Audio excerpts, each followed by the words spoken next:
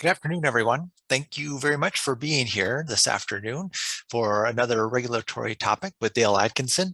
My name is Dave Rawling, and I'm the Vice President on the Federation of State Boards of Physical Therapy Board of Directors. This year, FSBPT is taking what we learned in 2020 to increase our engagement with the membership through a variety of resources. We are expanding our educational lineup to include multiple monthly sessions. So each month in the webinar series, presenters address contemporary issues for regulators. The most recent topics included bias in the mirror, exploring implicit bias, and just last week, there was a session on testing accommodations for licensure. The additional session is what you're joining in today, the regulatory hour with Dale Atkinson. Dale focuses on regulatory topics and answers your most pressing questions. We also have a second regulatory training for board members and board staff that'll be upcoming, scheduled virtually for August 28th through the 30th. There are still seats available, so if you're interested in regulatory training for board members and board staff, please contact us at FSBPT. The FSBPT board recognizes the challenges of being in a virtual world, but we want to hear from you. We want to understand the challenges that you are facing, and we want to understand how we can best help from FSBPT's point of view.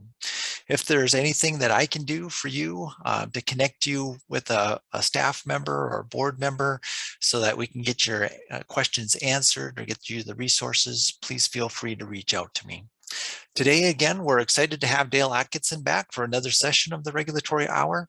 Dale received his law degree from Northwestern School of Law and is the sole managing member of his law practice. He was executive director of FARB for over 20 years and provides frequent educational sessions for regulatory boards and staff. Today, his topic is Here Comes the Judge, with recent judicial opinions relevant to the regulatory community.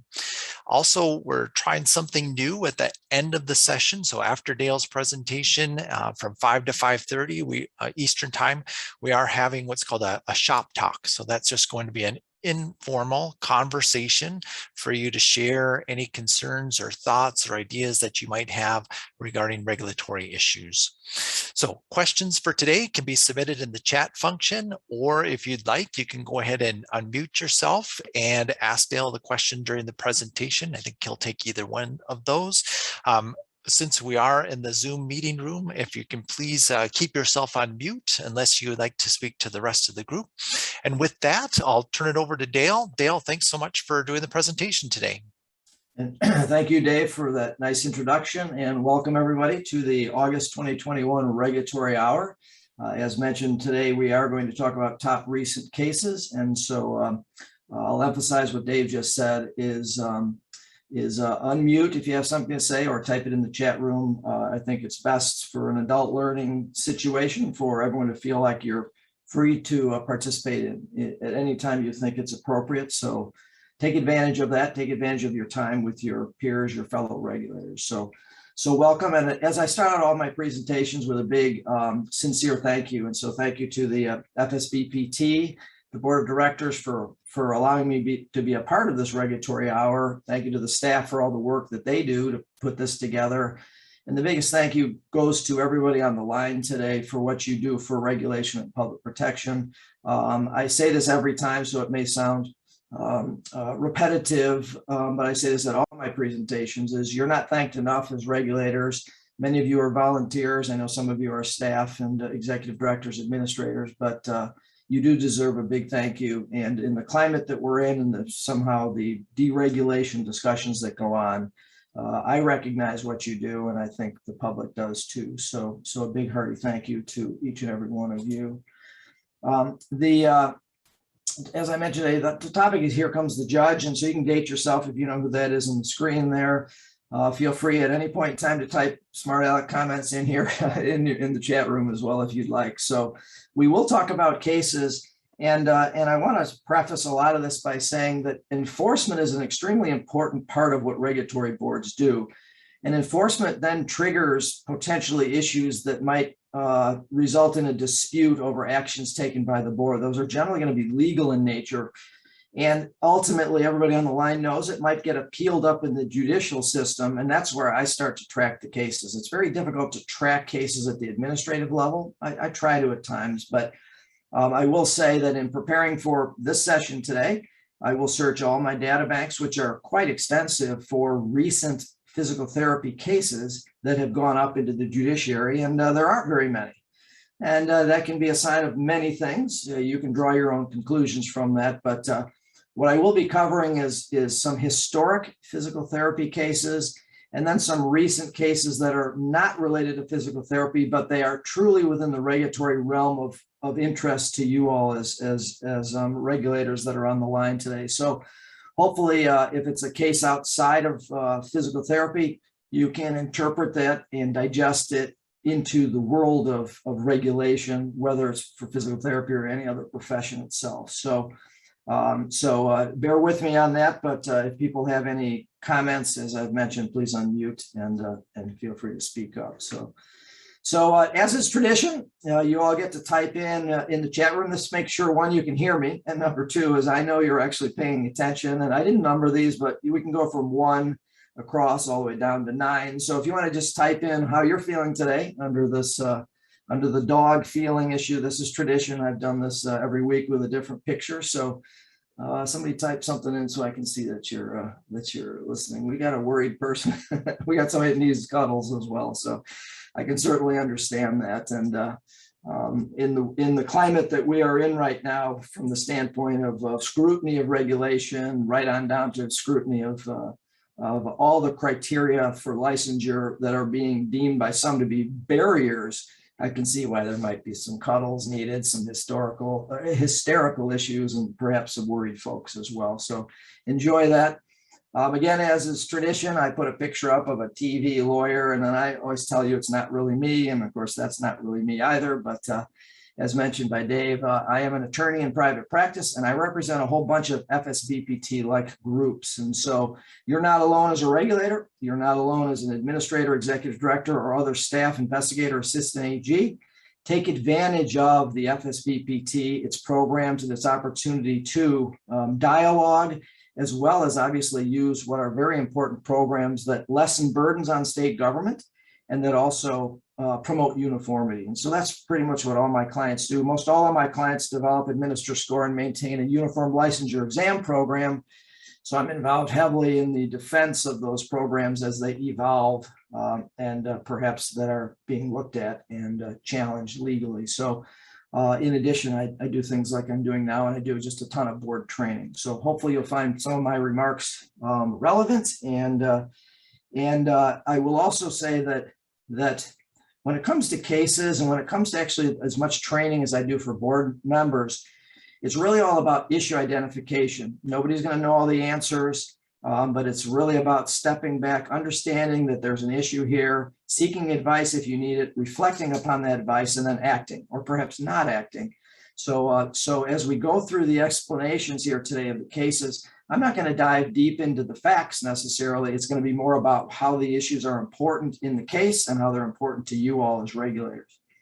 And my last kind of traditional reminder is it's always fair game to talk about hockey. So to emphasize, feel free to unmute and speak up if you have something to say. If you don't want to say it out loud, feel free to put it into the chat room. So let's get right to this in the cases.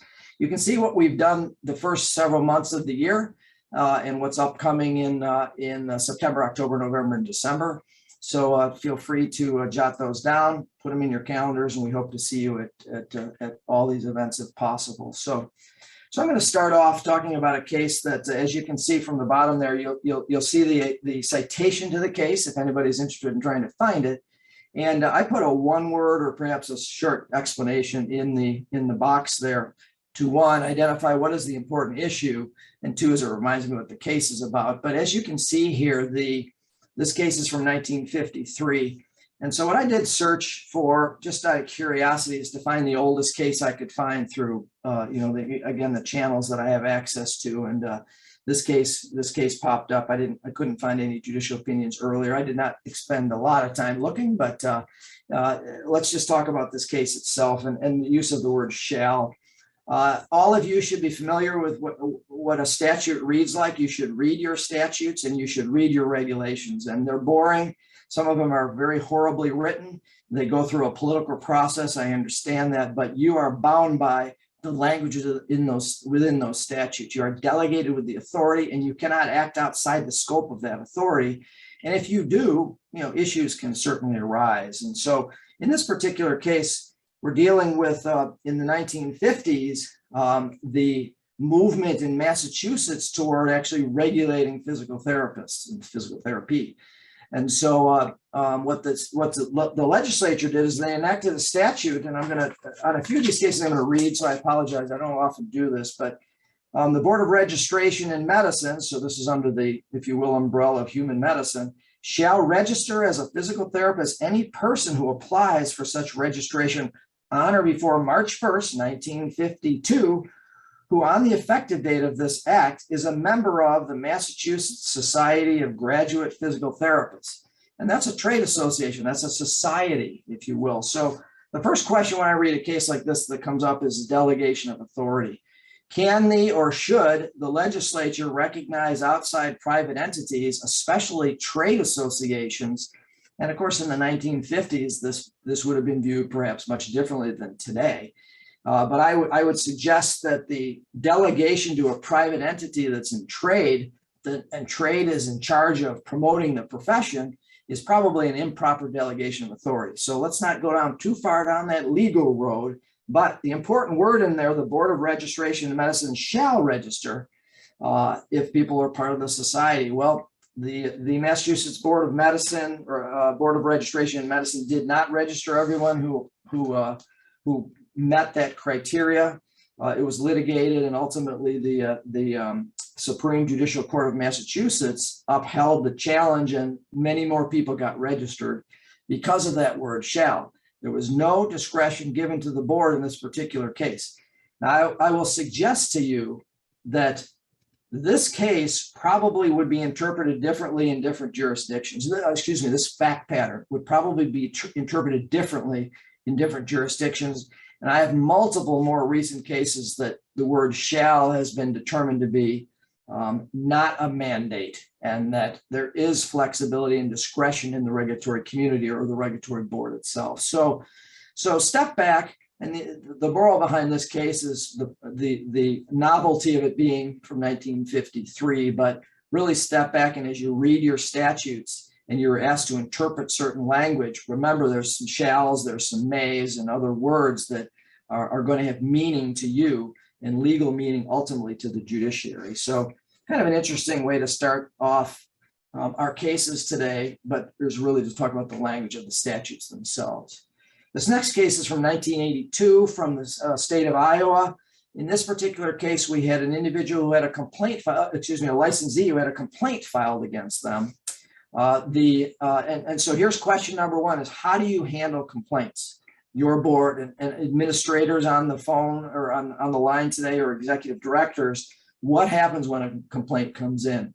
And at what point in time is the licensee, let's assume it's a licensee, and I realize we have unlicensed practice questions, but let's focus on licensees. At what point in time does that licensee receive notice there's a complaint?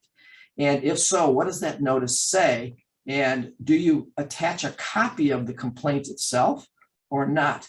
And how does that work? So in this particular case, a complaint was filed and it was dismissed by the board. So at some point in time, the board decided we're not going to investigate it. It's outside the scope of our authority. Whatever they decided, it's not clear in the opinion itself. But and again, this is from 1982, but this is a very relevant issue. So the complaint was dismissed, and obviously the licensee was notified of that dismissal. But the licensee said, I want a copy of, or I want to know who filed the complaint. And the court said no. The board said no, and the court upheld that and said that they weren't entitled to that. But it's a very interesting question, whereas in some jurisdictions, the complaint comes in, a form letter might go out to the licensee with the complaint attached to it, and they're going to know who the complainant is.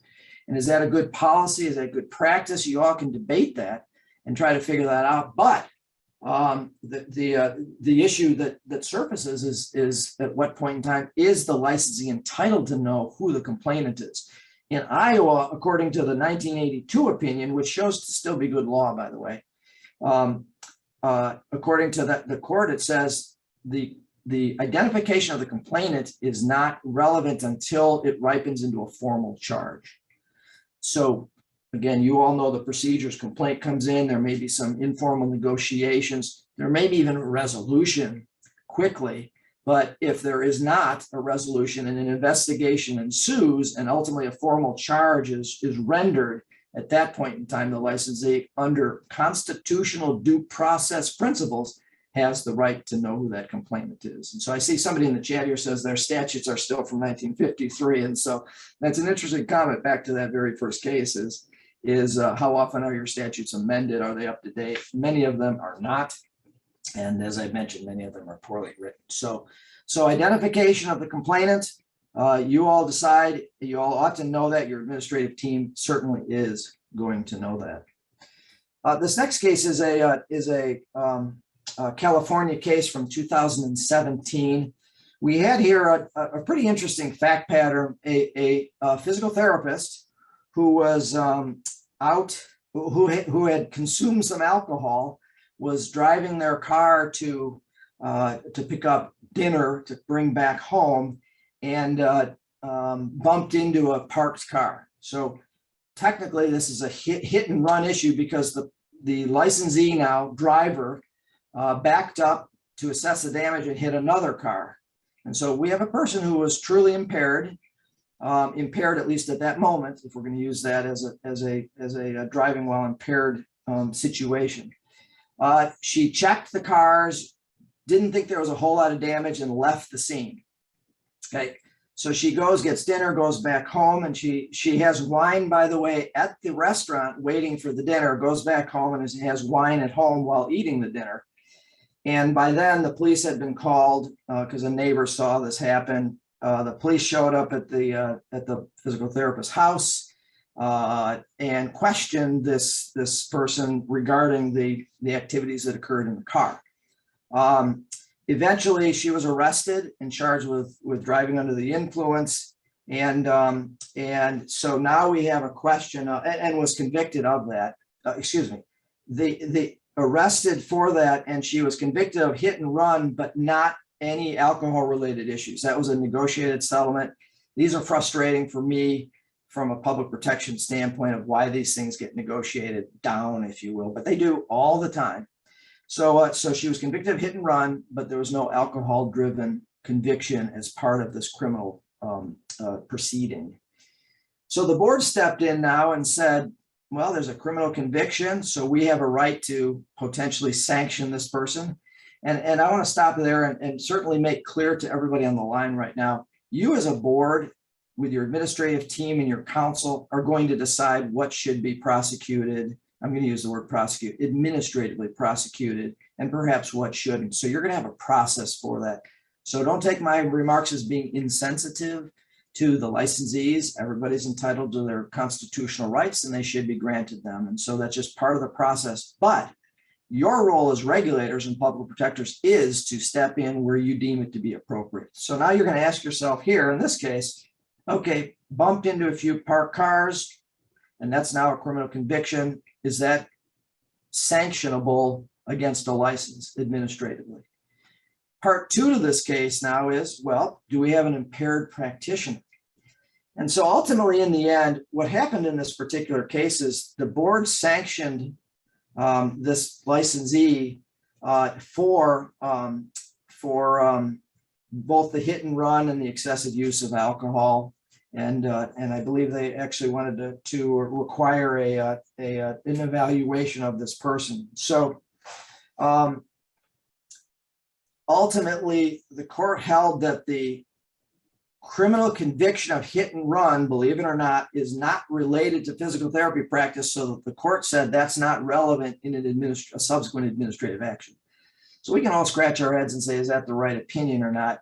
I would suggest that had there been damage or injury to a human or others, or more damage, perhaps there would have been some additional scrutiny by the courts as to whether that's relevant or not. But I find it interesting that that's how the court ruled on the criminal conviction side. However, the court said that the consumption of alcohol truly is relevant, and that they were able, the board was able to use that as a basis for ultimately sanctioning this particular licensee. And to read that, the important issue was whether the use of alcohol was linked, if you will, to practice. And this is a question that's being asked in a lot of circumstances. Must you have a nexus between the event and the acts and the practice of the profession? In this case, obviously, physical therapy. And the court acknowledged here there was no evidence that alcohol use had actually affected the licensee's professional practice.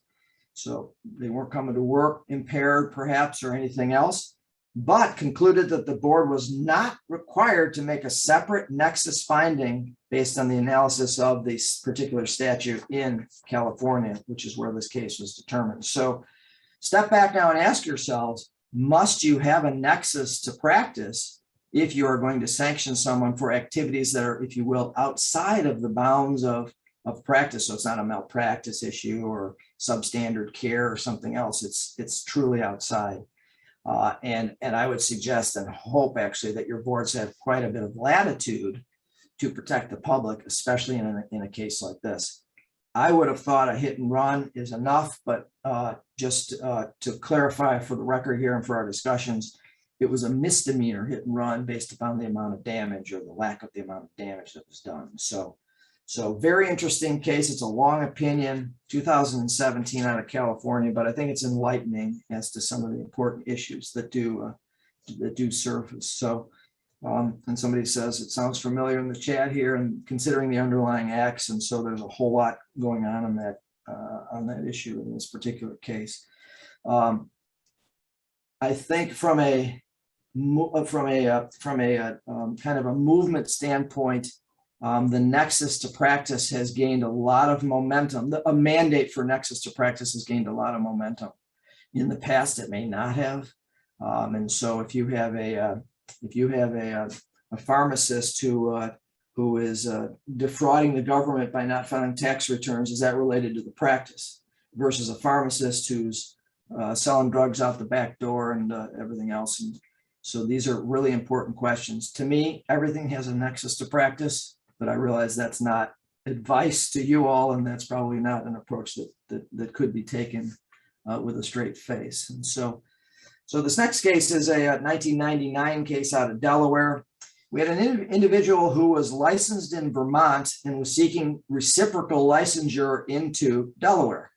Now, I know you all have a compact now, so a lot of these issues hopefully iron themselves out, and the importance of recognizing portability and mobility, and the fact that a compact will ease that process so that perhaps being licensed in multiple states is not deemed to be a barrier, an unnecessary barrier. So your compact is very important, but let's put the compact aside for a minute, because this case is from 1999, and a couple of important concepts. First off, the licensee, as I mentioned, was licensed in Vermont. And Vermont actually withdrew the license. And as I read the opinion, I thought, okay, what does withdraw mean? I don't know. And that became a really important issue, because thereafter, the individual sought to reciprocate into Delaware. And in order to reciprocate into Delaware, you must have a license in good standing to reciprocate. And so the next question is, what is a license in good standing? And that's probably going to vary from jurisdiction to jurisdiction, and you all ought to know what that means. And so, for instance, if I'm a licensee in your jurisdiction, I have some record keeping violations, maybe they're relatively minor, and you put me on probation for a year, or you ask to have my record reviewed by a supervisor, something along those lines, right? So I'm on probation, let's say. Is that a license in good standing? And what do you report to the outside world? Not only a consumer that asks, but perhaps a fellow neighboring jurisdiction that is assessing whether this individual should be licensed in their jurisdiction. So this good standing issue is really an important question. There's not an easy answer to it, and there certainly is not a rule that we can cite that applies across the board, but you all are going to know about that and need to be aware of how you address that. Secondly is that withdraw. So this is super important that you all understand the language that's being used. And by the way, many of these cases I'm talking about today, they talk about revocation of licensure. And so what is even revocation? Does that divest your board of jurisdiction / authority over that person because now they no longer even have a license? Or is there an ongoing relationship between the revoked licensee and the board itself? So we'll address that in a couple of cases coming up. So what does withdraw mean?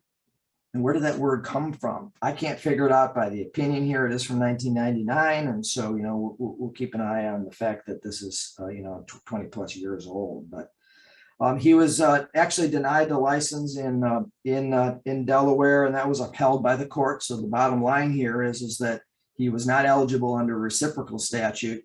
And part of it was driven by his lack of education. He was a foreign educated candidate, by the way, just so you all know. And part of the withdraw issue by Vermont was driven by an after licensure discovery that his education was not equivalent to a program recognized by the Vermont board. So instead of revoking or instead of taking action that might be deemed to be disciplinary, I guess, they withdrew it. So back to our question of that, the meaning of that word. And so his application was denied and was upheld by the courts. So an important question as to, and why this case is in here is because of that issue of withdrawn and in good standing. So what does that actually mean and how might you report that out in your jurisdictions? So void for vagueness, this is a 1994 case out of South Carolina. And this argument doesn't go very far of late, but it's important for us to understand issues related to the constitutionality of the law, the statute and the regulations, as well as the notice that goes out, which is kind of the sub part of this case, and you can see it up on the screen. So here we had a person who, a licensee, a physical therapist, who was allowing unlicensed persons to engage in physical therapy services on patients, and admitted that. And so there was very little to argue about on the factual side. But what this physical therapist argued back again in 1994 was, there's not enough in the statute and regulations to tell me that this is inappropriate behavior. And it's so vague, you cannot subject me to discipline because I can't identify what I can do and what I cannot do insofar as delegating to my staff. And again, this argument used to be made regularly, and I think it's being made less and less because there's very few challenges that would be successful under this void for vagueness, but there are a few out there. This case was not successful either. The court held that practitioner ought to know that delegating to a non-licensee to do matters, to undertake procedures that are within the scope of practice is clear to all licensees. And so your vagueness argument does not go very far. So it was unsuccessful. However, the notice provided by the board to the licensee of some record keeping violations. So he was noticed up on both the aiding and abetting of the unlicensed practice, but he was also noticed up for allegations of record keeping. And it was only referenced to one patient, yet the board brought evidence of multiple patients for record keeping. And he said, this isn't fair. I wasn't noticed up that there was going to be more than one allegations, if you will, of record keeping violations. And the court agreed with that. So that is a violation of his constitutional due process rights. He has to have adequate notice to prepare to defend himself. And so they did remand this matter based only on that notice issue, not on the aiding and abetting of the unlicensed practice. So bottom line on this particular case is to understand that there may be challenges to statutory and or regulations that are deemed to be or alleged to be vague and not able to be understood. Lots of cases in the past on that, very few have been successful. And I do see we eventually won in the Superior Court by writ of mandate. So if anybody wants to unmute on a case I've already talked about, which I should have said this earlier, if you know this case is in your jurisdiction, you want to add to it, feel free to do that. I skimmed a little bit of the surface and try to get to what I think are some important issues. I know each one of these cases has their own additional unique set of facts that can be looked at. So moving outside of the physical therapy world, and like I said, I chose some of these cases merely because they're physical therapy cases, but they also create some interesting issues.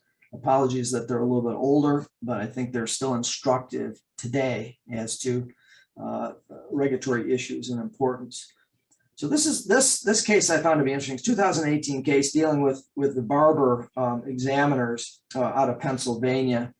And we had a situation where an individual had a barber license and a barber manager license. And so you can ask yourself, why are there so many licenses? And a lot of legislators are asking these types of questions in certain trades, occupations, and professions, wherever you feel barbers fall, or physical therapists for that matter. But the individual had a license as a barber and a barber manager. He was criminally convicted of some very disturbing crimes related to sexual activities with a minor. So get that out there. A bad set of circumstances. He went to jail, was sentenced to jail for 15 years. And while in jail, he was educated as a barber teacher or barber educator, and he received a license while incarcerated as a barber teacher. So now we have these three licenses, if you will. He was paroled after 12 years, I believe. He came out, became a meaningful member of society, had a job, no issues with the license, was a good employee. All sorts of folks testified on behalf of this particular barber. The board stepped in and revoked all three licenses based upon this criminal conviction. And I believe the board waited till after he got out of jail because, and no offense to the Pennsylvania people, but perhaps there was an element of, since he's incarcerated, we're not going to take any action because we know he can't harm the public. So there's an issue for us all to consider and understand that in spite of someone who may be charged, they may be being held in jail, they may ultimately be convicted and serving time, I believe it's incumbent on boards to timely step in and take action if you think it's appropriate. And that action ought to be on the record, and it ought to, if you believe it's appropriate or merited, is actually sanctioned, and that you do not rely upon the criminal system to do the work of the administrative system. While they may effectively have someone incarcerated, it's still, I think, incumbent on boards to step up. And so many boards will wait if there's a criminal matter pending for a conviction, let's say it happens, and then base the administrative action on the conviction. I mean, I think that's fine, but it's timely stepping in, and perhaps in this case, maybe they didn't. But they did step in after the fact, after he got out of jail, and years after his conviction, actually 15 years after his conviction, and they revoked all three of his licenses. So now the question says, what does revoke mean? So I'm going to continue to ask that question. That word is thrown around by the courts, by the judiciary, certainly thrown around by regulatory boards themselves, and we all ought to know what that is. To be clear, I'm not a fan of revocation unless the revocation is permanent. And I realize that many of your boards probably cannot permanently revoke a license. So you're going to have to ask yourselves, well, why are we revoking then? And why might we potentially be divesting ourselves of authority when you could suspend? And if it's an egregious set of circumstances, suspend for 10 years. Reinstatement rights subject to the following. And so, you would set that forth in that final order. So at least ask yourself, ask your lawyers, what is revocation, and might there be alternatives that allow our board to continue to have jurisdiction over an individual? So understand the revocation issue. The court in this particular case found that the revocation of licensure not only was not timely, but and I use the word estoppel in my slide. The court did not use the word estoppel, but what estoppel means is the board perhaps is unable to take action because its previous action negate what it's trying to do today. Okay. So for instance, in this case, the court granted him a license knowing that he had been convicted and was actually incarcerated and serving time. Then when he gets out, to take that license away for the act that you knew about, maybe it stops you from holding that against this particular licensee. I think it's a very valid argument. And so the bottom line to that question is, for everybody on the line, is if you know about issues, which by the way, you should, and next month, what are we talking about? Applications for licensure and renewal. So come on back next week. So if you know about certain circumstances and still issue the license, that's okay. There's nothing wrong with that. But then know that perhaps if you try to, in the future, take action based upon what you knew when you issued the license, you may run into a legal problem. And estoppel is going to be the word that's going to be used. And so if I apply for a license as a physical therapist in your jurisdiction, I have a little checkered history. Maybe it's really old. I was convicted criminally of some, damage, trespass and damage to property, and while I was in college or whatever. And years have passed, and I paid people back, and I'm sorry, and I show all that. You may say, okay, let's give them a license. No problem. That's your decision, and that should be undertaken. But then after the fact, once the license is given, is to sanction me for that conduct that you already knew about, is going to create some legal questions. It certainly did in this case, and the court held that that it was inappropriate to revoke these licenses. One is because he had shown his rehabilitation, and two is because you issued a license knowing that he had this conviction, was actually serving time in prison. So criminal convictions are front and center in the world of regulation today, whether we're talking about barbers or physical therapists or anybody else. And there is a significant amount of legislation that is out there that is prohibiting boards from considering certain criminal activity as part of the licensure determination, the eligibility determination. And so, for instance, you're going to see statutes now, and some of them have been around for a while, but some of them are new, that say, for instance, criminal activity 10 years or older is not subject to being considered as part of eligibility for licensure. So get ready for that if you haven't seen it yet, and understand that the climate that we live in today is trying to assure that those that may have had a criminal history still have opportunities to right themselves and become licensees in whatever profession we may be talking about, obviously including physical therapy. So be aware of that legislation and be aware of how you may consider criminal convictions or otherwise. The other issue related to criminal activity is pardons and expungements. Those are certainly issues that are coming up and that are relevant and that might surface related to eligibility determinations. And so we do see a lot of, a fair number of cases dealing with individuals convicted who have either been pardoned or they seek expungement of that conviction, and at what point in time can the board consider that or not. Now, with all that said, and with sympathy to again, all the issues that are relevant, when it comes to a criminal matter, you're arrested, charged, convicted, pardoned, and expunged. And if I'm writing your applications for licensure, I would ask all those: have you ever been arrested? Have you ever been charged? Have you ever been convicted, including no-low pleas, all these things? Has there been a pardon, and has there been an expungement? And I'm going to get some arguments from the lawyers on the line, or certainly other lawyers, but that's one way to assess the relevance of criminal convictions or criminal activity that might have been there. And there are cases out there dealing with individuals who have been arrested multiple times, but perhaps never charged, and are arrests relevant? So we can have a debate about that. So anyway, enough about that. So so the next case is a title protection case, and I find this one to be interesting because at what point in time can I refer to myself with some specialty notification or specialty reference if it involves a regulated profession of another perhaps related field. And so of late, what I have seen is psychiatric social workers.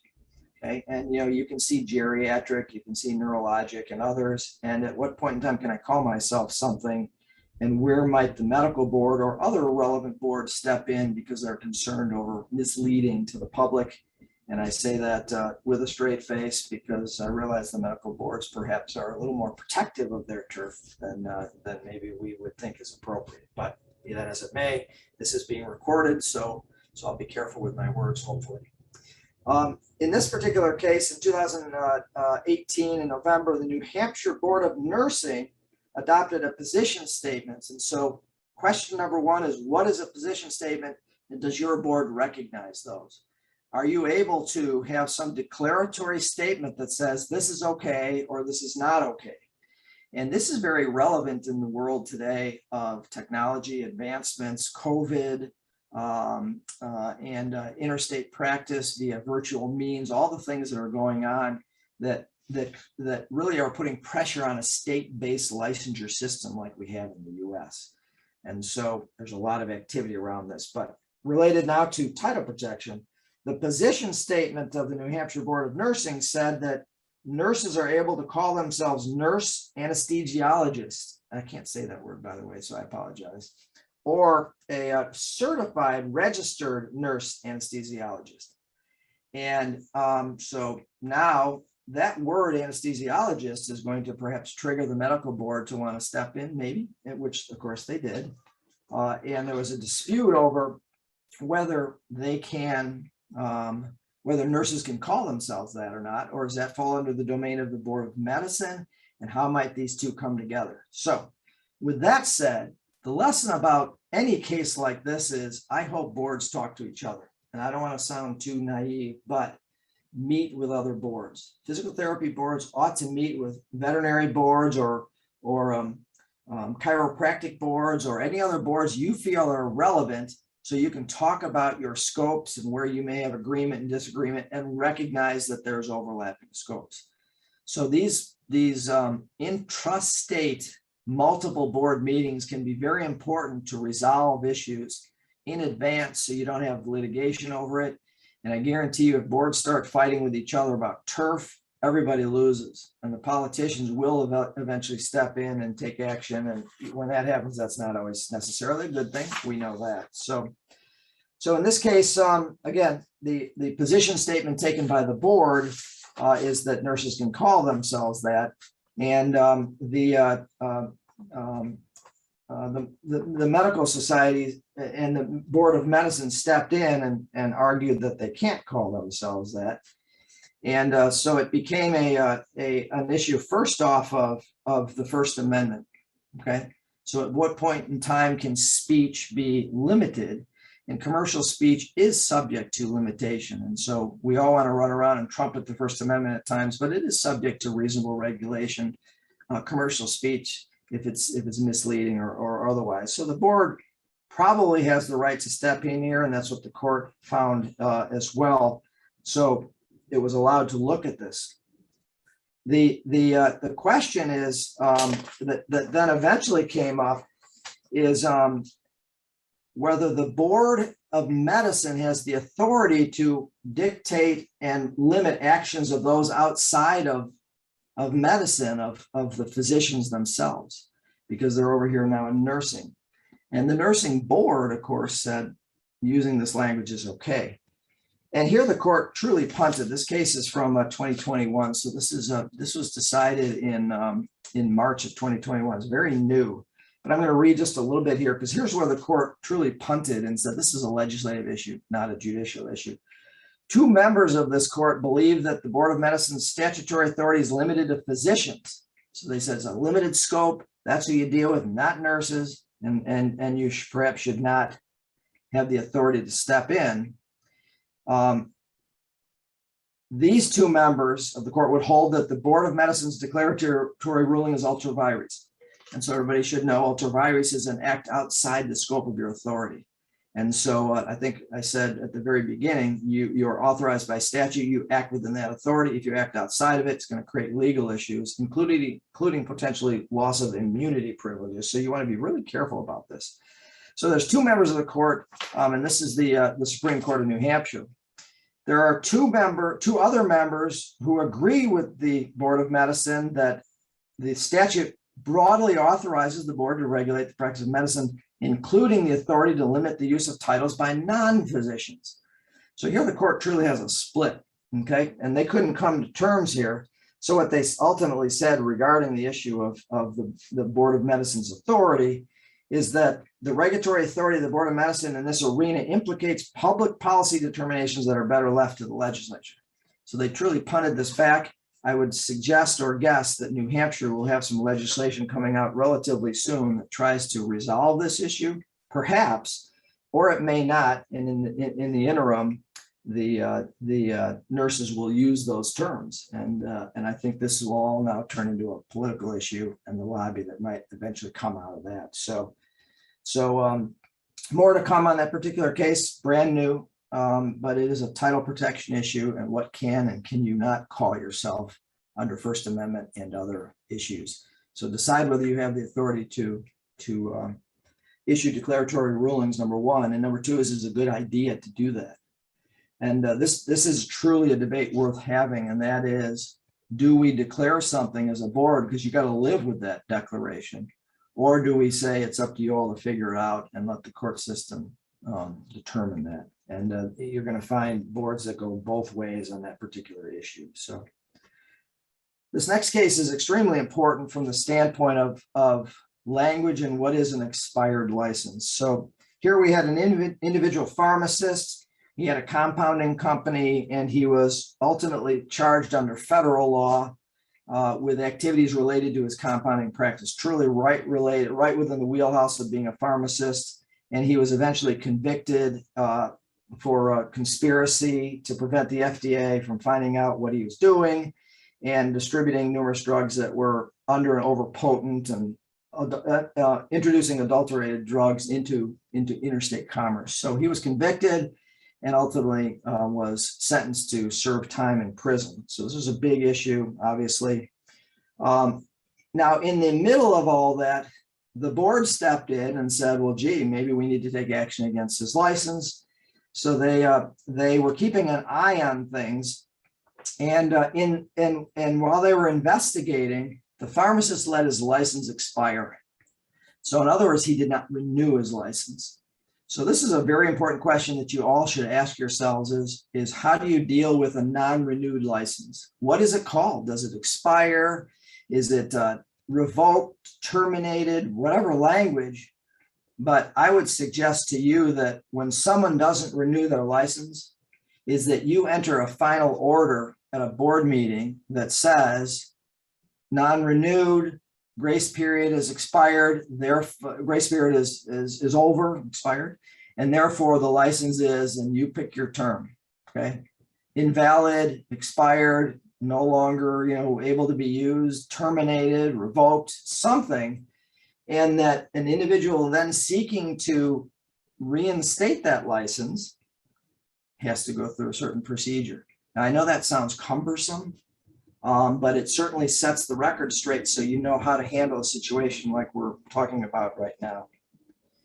So the board's investigating. They eventually, it ripens into a formal charge. Remember, we talked about that at the very first case. Something is going to ripen to a formal charge, perhaps after an investigation. That formal charge was issued after the expiration of license, actually a year after the expiration of his license. So the pharmacist here, the now convicted pharmacist, argued, well, I have an expired license under Indiana law, so therefore you cannot administratively prosecute me because I don't have a license. And the court agreed. And I think this is a kind of a dangerous opinion. I don't agree with what the court stated here, because what the court said here related to the important role a board plays of public protection is if this individual seeks to reinstate the license, that's when the board can step in and do something. Oh, you have a conviction, perhaps moral character grounds or criminal convictions, therefore maybe you don't get your license, or maybe it's limited in some way. So the court tied the public protection issue related to this pharmacist to a reinstatement petition. I think that's a little short-sighted because the pharmacist, one, could be licensed in multiple jurisdictions, and how are you going to handle that? And if the board can't step in and sanction the now expired license, and set you up for the future, and by the way, future board members and others, and enter an order, then other boards get to find out. They may step in. Here was truly a bad actor who went to jail. And so, but this court said under the Indiana statute, an expired license creates an invalid license, and the board has no authority over this so-called invalid license. So ask yourself that question: how would you answer this in your jurisdiction? How would you address this particular issue? Now, I did throw in that 2009 case below it, and you can see Butsy the Doe versus Iowa Board of Medical Examiners, which held the exact opposite. That once you have a license, the board has authority over you, and that if you allow it to expire, you don't want to thwart the efforts of a board to investigate and ultimately make a determination in the interest of public protection. And there are many cases that would follow Doe, probably not that many cases that would follow Elmer, but Elmer was decided in June of 2021. And so this is a fresh case. It's a very important issue, but for everybody on the line today, you ought to understand what happens if an individual does not renew their license. And what do you do? Silence? Many boards are going to say, we don't do anything. And what happens then eventually if a consumer goes on the website to seek the status of a licensee? What does it say? And what happens down the line in the future? Can they get that license back? It's nice to set yourself up so you know what will happen down the line. So you guys are quiet in the chat room today. So somebody chat something like, this is the best presentation you've ever heard in your entire life, or anything else. So just, I know you guys are listening. So that Doe case, keep that one in mind. And then we just had these last couple of cases here is best ever. Excellent. So this next case is a California case. It's a 2020 opinion. We had an individual who is a physician who was convicted of, again, this is another sex crime case, and was required to register as a sex offender. In California, there's a statute that says under certain convictions, and one of them is a sex offender, if you have to register, there's an automatic revocation of licensure, okay, automatic. And I'm not exactly sure, but I will tell you the answer in Illinois, which has a similar statute. Not only is this revocation automatic, and back to revocation, by the way, not only is this revocation automatic, it is done without a hearing, and it is permanent in Illinois. But the question here in California is it permanent? What does this mean? And so this gets right back to the word revocation to me. But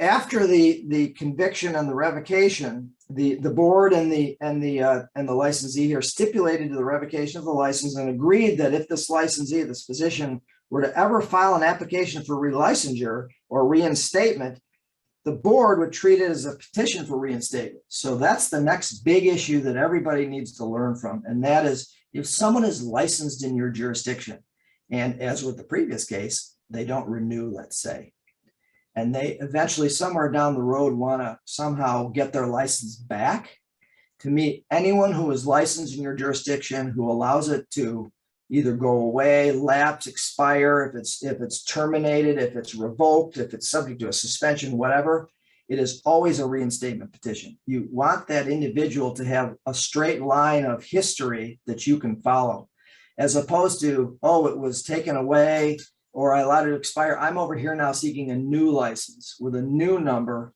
because it's so much harder to track those. So to me, if they're licensed, they're seeking a reinstatement petition. They said that out loud here in California, as they should. I think that's a wise choice. This particular physician then challenged this whole process and said, I want to be able to get my license back, and this violates some due process and other issues.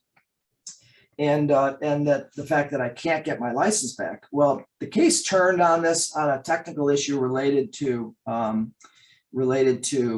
exhausting of administrative remedies. In short, that means the court said, ultimately, in this case, you got to go apply for a license, seek reinstatement. If you get denied, well, then maybe you can appeal it up. So you're premature to run into court to try to have this resolved. So that's how the court resolved it.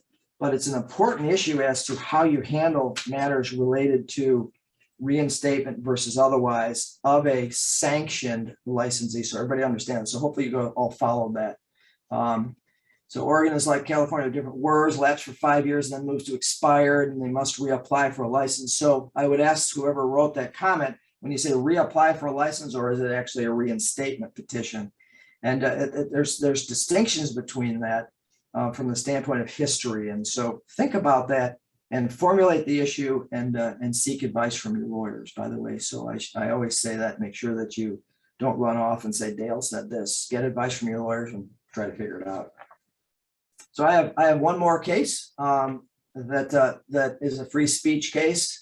This case is actually more, maybe a little bit for fun than it is for relevance to the regulatory community. You can see it's free speech, emphasis on the F and free. We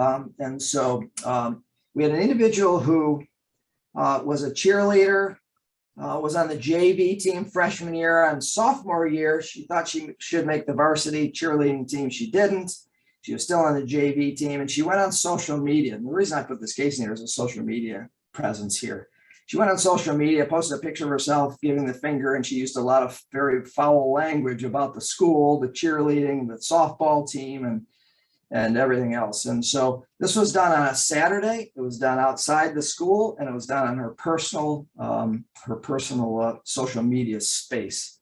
And I think it was Twitter, and Twitter vanishes after a while. But the daughter of one of the coaches ratted her out, told the coach that this had happened, and so she was disciplined by the athletic department of her school and said that she is unable to participate in cheer for a year.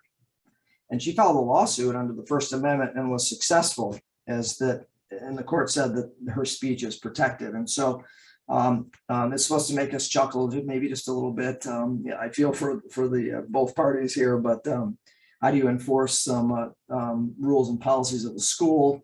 There's some relevance to our world in regulation, but there's a free speech issue wrapped up into this, and they were successful on that. And so just maybe a little bit of chuckle here at the end. There are a lot of cases that are extremely important. I tried to touch upon physical therapy specific cases, but some of the others that exist. And we're right here almost to the end. I don't know if anybody has any questions or comments they'd like to make. See, reapply, new license, new number. I think that's relevant to the case that we just talked about previous. And I would rethink the policy, if you will, of that new number. And I would keep a straight line if possible. I can understand why you might suggest that. So did the BL case of the school cheerleader go to the U.S. Supreme Court? No, this case was decided by a district court, federal court, of course, because First Amendment rights, and district court in Pennsylvania decided in 2019. Somehow I'm sure they resolved this case. You should resolve a case like that. So any comments or questions? And I hope one is that you found this hour of time worth it. Just a ton of issues we could talk about. And I think it's really important to identify those issues. I'll put in the plug for September 15th, where we'll talk about applications renewals. And in that session, we will address language, ADA issues, demographic data, and others, and how that might be relevant to your community of physical therapy regulators. So I think Dale, I'll turn it back to you. Well, just in the chat, Dale, there's just a comment from Jason that if somebody does reapply for a new license, gets a new number, if there's a request for any disciplinary action about that person from another jurisdiction, that at least California sends all the information regarding both of the different license numbers if they did reapply and did obtain a new license. So excellent. Just a workaround anyway to make sure that the public protection aspect comes through. Dale, another great presentation. Thank you so much for providing us with the complexities of many of these different cases, but then also all of the details that we should be considering as regulators to make sure that we're carrying through with protection of the public from our statutes, our rules, and any other documents that we produce. So thanks so much for that. Thank you, all the individuals in the audience, for joining us today, taking the time this afternoon. to spend a regulatory hour with Dale and learn a little bit more about the different jurisdictional issues and court cases that he presented, legal cases that he presented. Just to remind you that there is the informal session afterwards, the shop talk, and then just to remind you of some upcoming sessions. So again, August 25th, Barbara Seyfried is going to be talking about how can boards reckon with the post-COVID future while grappling with current regulations. Dale had already mentioned September 1st, looking at the regulatory hour, I want in, applications and renewals. And if you can mark down on your calendar, September 9th, Brian Fingerson will be speaking on professional issues with a PT practitioner who may have a substance use disorder. So again, thank you so much for being with us this afternoon. Hang on, we're going to use the same Zoom line for the shop talk. The shop talk is something that was brought up during Leadership Issues Forum.